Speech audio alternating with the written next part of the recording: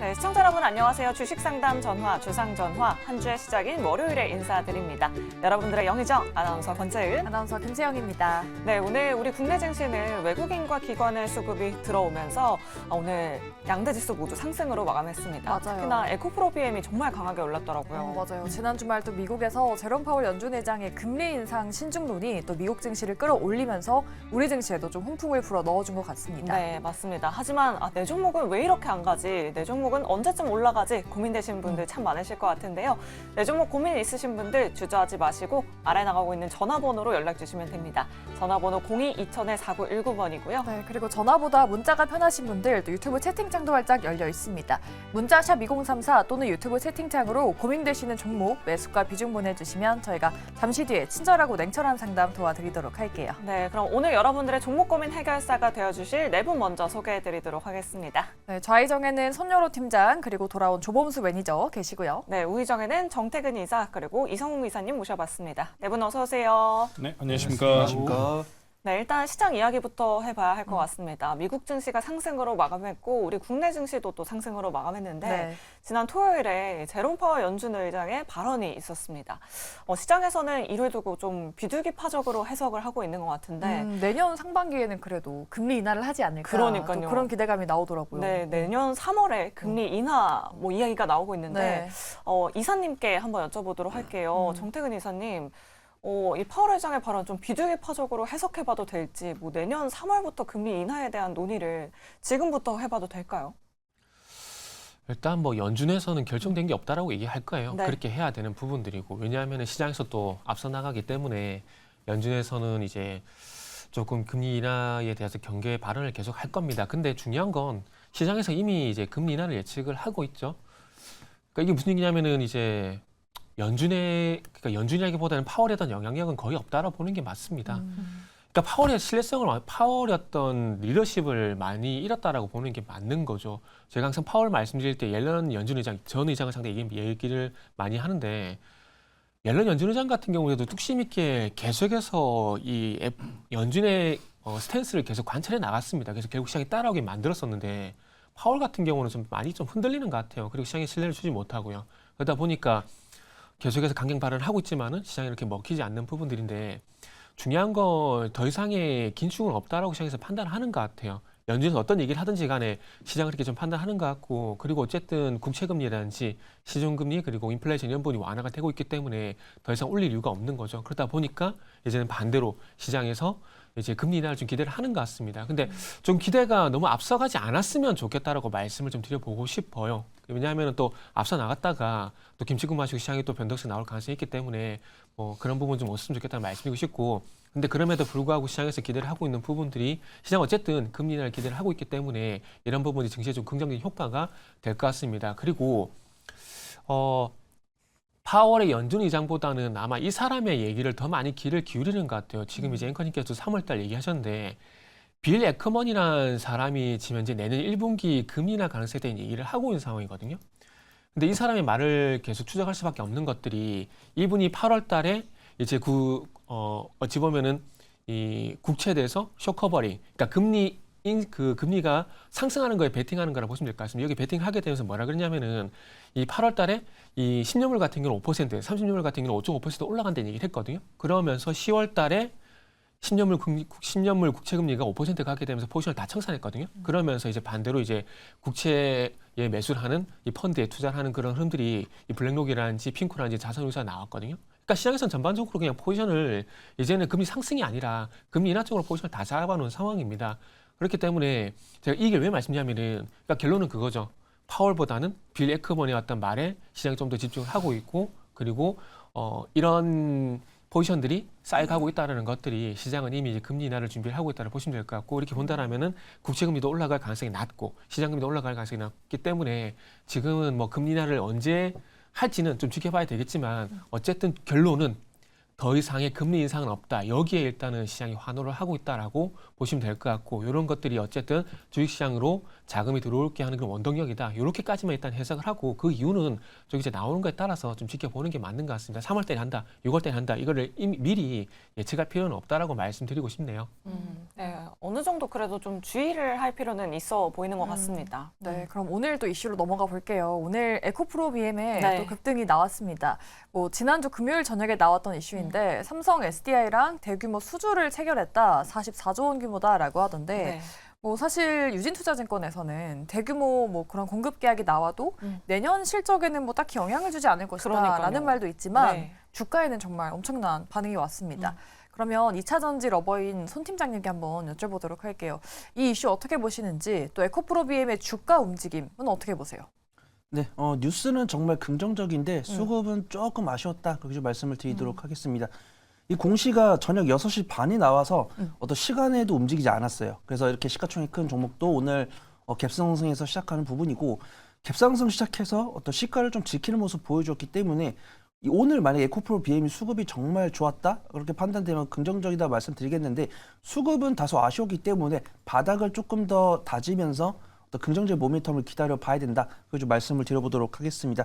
일단 앵커님 말씀대로 44조 원이기 때문에 계약 기간이 5년간입니다. 그러면은 1년에 이제 8조 8천억씩 실적이 찍히는데 에코프로 BM이 2023년 연간 실적이 7조 4천억 정도 나옵니다. 그러면은 앞으로 이제 실적이 더 커지면 이제 저평가 매도를 갖는 건데 확실하게 이제 리튬 가격이 어떻게 될지가 좀 이제 봐야 된다. 그래서 일단 리튬 가격에 대한 리포트도 이제 바닥 시그널이 왔다, 반등 나올 가능성이 있다라고 리포트를 쓰는 것도 있고 아직은 조금 기다려봐야 된다. 하방이 아직 지지가 되지 않았다. 이렇게 보는 뷰가 있어요. 저도 이제 코미스에 가가지고 이제 탄산 리튬 가격을 봤는데 아쉽게도 아직 바닥이 잡히는 모습을 확인하지 못했습니다. 하지만 어떤 긴축 완화에 따라서 성장 섹터가 강세를 보일 때는 리튬이 거의 바닥 잡고 8개월 연속 상승하는 모습 보여줬으니까 2차 전지에 대한 뷰는 그런 것 같아요.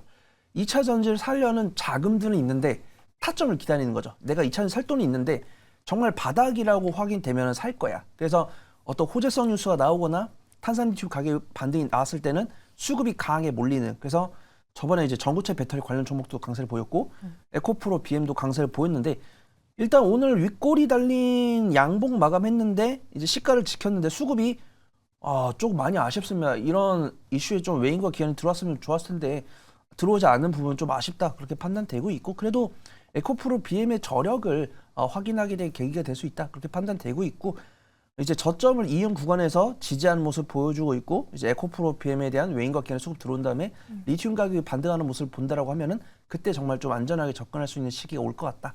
좀 말씀을 드려보도록 하겠습니다. 오늘 뭐 수급이 들어오지 않은 부분은 조금 아쉽긴 하지만 앞으로 또 수급이 들어오는 부분이라던가 네. 뭐 리튬 가격이 반등한다던가 그런 모멘텀을 좀 보면서 에코프로 BM의 주가 흐름을 좀 지켜봐야겠네요. 네, 알겠습니다. 에코프로 BM 이렇게 짚어봤고요. 네. 좀 하락한 섹터도 한번 눈여겨보도록 할게요. 오늘 로봇 관련주들도 큰 폭으로 하락세를 보여줬고 네.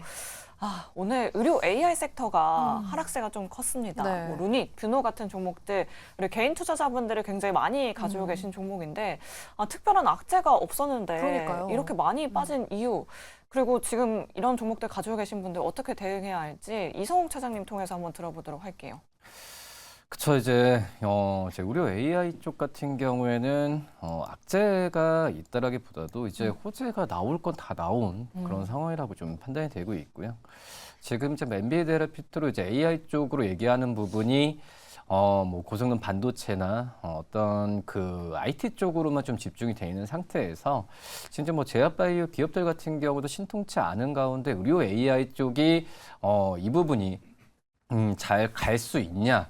뭐 이런 부분에 있어서는 다른 AI, IT 전문 기업들과 틀리게 좀 약간 뒤처져 있는 건 사실이다라고 좀 볼 수 있겠고요. 결론은 이제 AI, 뭐 IT 기업들도 마찬가지입니다. 어떻게 보면은 이 우리나라 AI 기술을 갖고 있는 기업들이 뭐 글로벌 선두는 아니죠. 이제 해외 특히 이제 미국을 중심으로 한 이 AI 큰 대기업들의 어떻게 보면 약간의 좀 하청, 그러니까 서비스를 위주로 하는 게 우리나라 AI 기업들이라고 볼 수 있겠고요. 의료 AI 쪽 같은 경우도 아직은 성장 단계라고 볼 수 있거든요. 이 대표적인 의료 AI 이 기업이라고 할 수 있는 유닛이나 어떤 뷰노 같은 경우에도 오늘 큰 폭의 하락세를 좀 보여주었는데 이 아직까지는 투자 시기라고 좀 판단되고 있어요. 계속 적자가 누적되는 과정에서 그전에는 어떤 성장주로서 기대감이 주가에 올랐지만은 이 부분이 한번 숨고르게 할 때는 분명히 실적에 대한 부분이 받쳐주거나 아니면 의료 AI와 관련된 이 글로벌 탑티어 기업들의 이 어떤 큰 투자나 이런 부분이 선행이 돼야 되는데 아직은 지금 그게 부족한 게 사실이다라고 좀 볼 수 있겠고요. 뭐 그러기 때문에 뭐 루닛도 그렇고 뭐 뷰누도 그렇고 이 큰 제약 기업들과 대형 계약이 이루어지기 전까지는 제가 봤을 때도 주가가 올라가는 부분은 이 어떤 좀 시장적인, 그러니까 뭐 긴축 통화가 완화되거나 그런 부분에 있어서의 이 호재 외에는 지금 현재는 딱 보이는 부분은 아직은 없다라고 좀 생각이 되고 있고요. 이 증권사 같은 경우에도 이 루닛과 뷰닛의 어떤 그러니까 흑자에 대한 전환에 대한 부분을 아직 내년도 얘기하진 않고 있는 상황이고요. 뭐 근데 이제 그 적자가 진행되고 있다는 부분이 재무적으로 안 좋다, 뭐 기술력이 떨어진다 이게 아닙니다. 이건 어쩔 수 없는 게 향후 뭐 3, 4년간은 계속 루닛과 뷰노도 이 투자를 해야 되고 비용이 계속 나갈 수밖에 없는 구조거든요. 그러니까 이런 기술력을 바탕으로 한 부분에 있어서 우리나라 대표적인 우리 AI 쪽에서의 뭐 탑티어 기업들인 건 분명하다. 라고 좀 말씀을 드릴 수 있는데 지금 이제 가지고 계신 분들 고민이 많으실 테죠. 근데 추가 매수하면서 매수 단가를 낮추는 것보다도 우선은 좀 오늘만 떨어졌지만 뭐 그 전까지의 등락폭은 거의 없었습니다. 뭐 그렇기 때문에 좀 지켜보는 전략이 맞지 않을까라고 좀 생각됩니다. 딱히 악재가 네. 있었다기보다는 주가를 좀 밀어 올려줄 큰 호재는 없었다. 네. 네, 그런 것 같아요. 원격으로 관련주 저희 한번 지켜보도록 하고요. 다음 이슈로 한번 넘어가 볼게요. 요소수 품귀 대란이 다시 일어날지 좀 네. 주목을 받고 있습니다.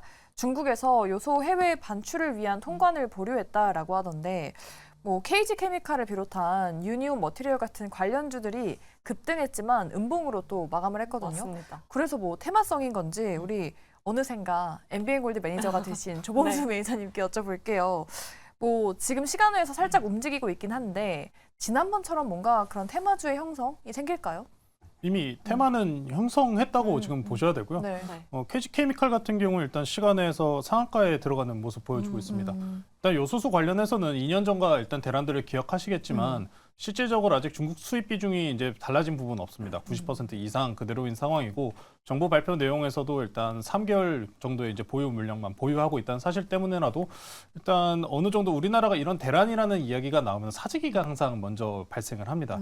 이 주가 향방 흐름에 있어가지고 오늘 KG 케미칼 이슈는 좋은데 그럼 왜 밀렸냐 하시면은 그저 수급적인 이슈로밖에 생각을 할 수는 없을 것 같습니다. STO 토큰이 오늘 중에 가장 좋은 상승분을 보이다 보니 이외의 제로 테마들은 일부 눌림을 보이는 모습이 이제 아무래도 눈에 띄는 건데요. 만약에 STO 토큰이 좀 쉬어가는 구간이 나온다 하면은 저는 요소수 테마도 굉장히 좋다고 보고 있습니다. 그러니까 요소수 이전에 2년 전에 굉장히 이제 보시기 좋은 사이트가 하나 있는데요. 이전에 기억하시면은 오피넷이라고 요소수 가격을 보여주는 사이트가 네. 있습니다.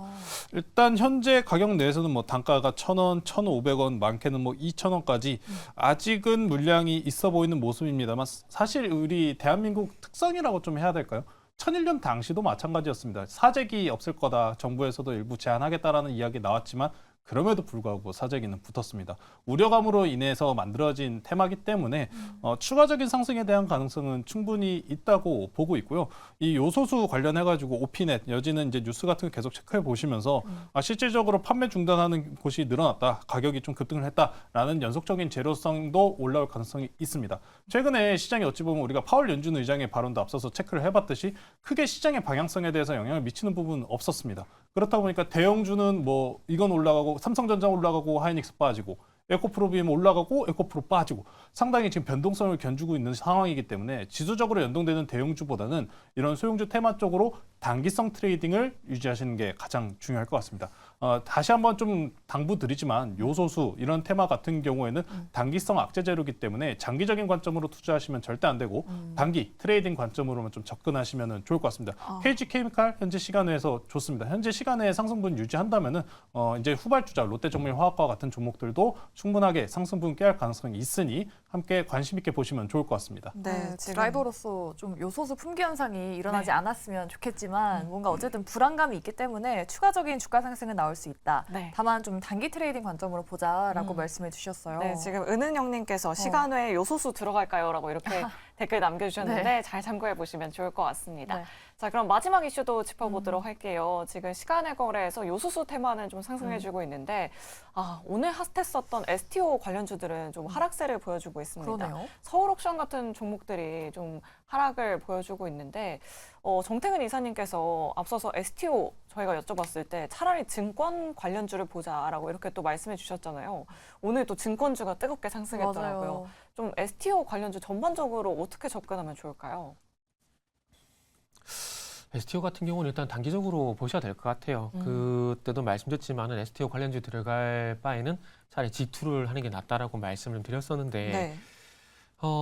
이렇게 결국 가상화폐 얘기를 안 할 수가 없습니다. 일단은 아시겠지만은 과거 사례를 보게 되면은 이 비트코인 가격이 상승할 때마다 관련주가 계속 부각이 됐었잖아요. 그런데 중요한 것은 이 비트코인 관련주들이 그런 얘기들이 나왔을 때마다 꾸준히 우상향이 된 것이 아니라 그러니까 단발성으로 계속 반등이 나왔었다라는 겁니다. 그래서 그런 사례를 감안해 보게 된다면은 물론 지금 비트코인 관련주보다는 변동성이 강하긴 하지만 그럼에도 불구하고 이제 이 STO 관련돼 가지고 이 조각 투자 관련 상품들이 투자 계약 증권으로 이제 준비를 하고 있다 보니까 아마 이런 이슈들 때문에 어떤 기업들이 준비를 하고 있느냐, 어떤 기업들이 뭘 하고 있느냐, 그러니까 대선 테마처럼 그게 관련성 있는 기업들 다 지금 이제 깨구리처럼 다 태어난다고 보시면 될 것 같아요. 그러니까 두대 잡기식으로 태어난다고 보시면 될 것 같은데 그렇기 때문에 이런 흐름에 동조하실 필요는 없습니다. 최근에 그리고 시장의 특징이 빠른 순환매가 또 특징이잖아요.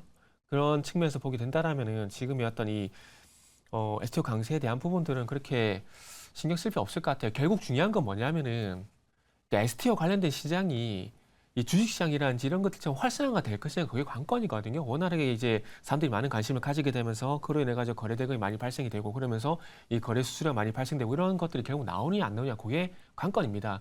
예를 들게 되면 예전에 이 시장을 기억하실 분이면 지금은 많을지 모르겠는데 ELW 시장 기억하실지 모르겠는데 이것도 지금은 투자 계약 증권의 한 일종이거든요. 살 수 있는 권리, 팔 수 있는 권리 이거를 매매하는 건데 여기 옵션 증거금이라는 게 들어가게 되면 시장이 확 죽어버렸어요. 근데 그 이전에 ELW의 새로운 시장에 관심을 가지게 되면서 그와 관련된 시장이 좀 활성화됐었는데 S도 마찬가지입니다. 그런 식으로 좀 활성화가 돼줘야 이 어떤 추가적인 관심이 좀 발생이 되는 것들이지 지금은 시장 개화 가능성 때문에 이 변동성이 나오는 것들이고 그리고 중요한 것은 이제 발행을 하게 되면은 어차피 IPO처럼 한번 서울옥션을 예를 들게 되면은 이 조각 투자 같은 경우에 이제 미술품 하나 나왔잖아요. 그걸 팔게 되면 이래서는 끝이 나는 거거든요. 근데 중요한 건 이제 계속해서 이거를 사고 팔고는 어디서 이기냐 결국 플랫폼이 될 건데 결국 제도권으로 들어가게 되면은 투자 계약 증권으로 되게 되면은 지난 시간에도 말씀드렸지만은 이게 결국 어디로 가냐면 증권사 플랫폼으로 저는 거래 플랫폼으로 들어갈 거라 봅니다. 그렇기 때문에 이 플랫폼에 들어갔을 때 어떤 효과가 있을지에 대한 부분들은 이제 증권사에 계시는 우리 옆에 계시는 이성 차장님이 자세하게 설명을 해주면 좋을 것 같고요. 어쨌든 다시 원점으로 돌아오게 되면은 그래서 결국에는 시장 개화 가능성 때문에 여러 종목들이 많이 부각이 되고 있는데 추후에는 만약 거래가 활성화가 되게 된다라면은 요게 이 수에는 제가 볼 때는 새로운 어떤 이 거래 수수가 발생된 상품이 나타났다는 이슈 때문에 증권주가 부각이 될 거라고 생각을 합니다.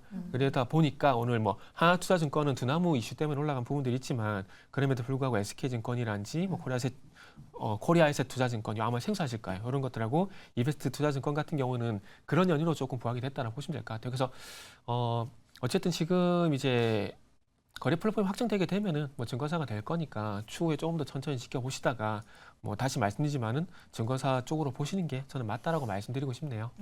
네, 결론은 이제 증권회사들 같은 경우에도 네. 그 전에 STO 증권에 대한 부분을 많이 추진을 좀 했었거든요. 어.